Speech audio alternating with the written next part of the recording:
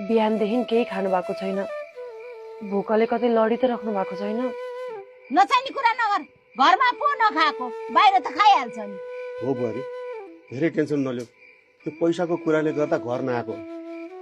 कोही साथीभाइहरूसँग होला, घर नआइ कहाँ जान्छ। बरु जाऊ तिमी गएर खाऊ। त्यत्रो बेरसम्म नाउँलाई कुरेर किन बस्नु पर्यो?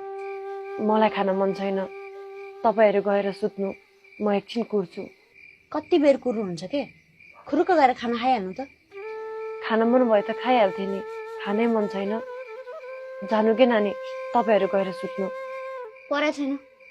तपाई नगएसम्म म पनि यही बस्ने हो। अरे यतिखेरसम्म कहाँ गएर बसे होला त्यो? जहाँ गएर बसे पनि बसोस्, आज नआए भोलि आउँछ। अब तिमीहरू कुरेर बस्ने भए बस, म चाहिँ सुत्न गएँ। तपाई पनि जानु, हामी एकछिन बस्छौँ।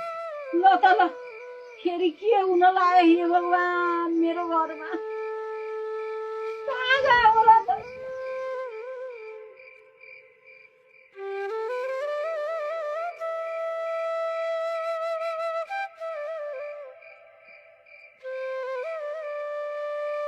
भाउजू, दाई कतै रक्सी खान त गएन?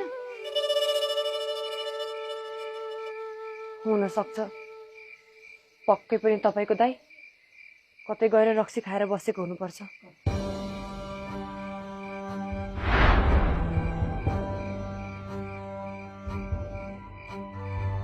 जगते, ओइ जगते, छिटो उठेर घर जा भन्दैछु, ढिला भइसक्यो।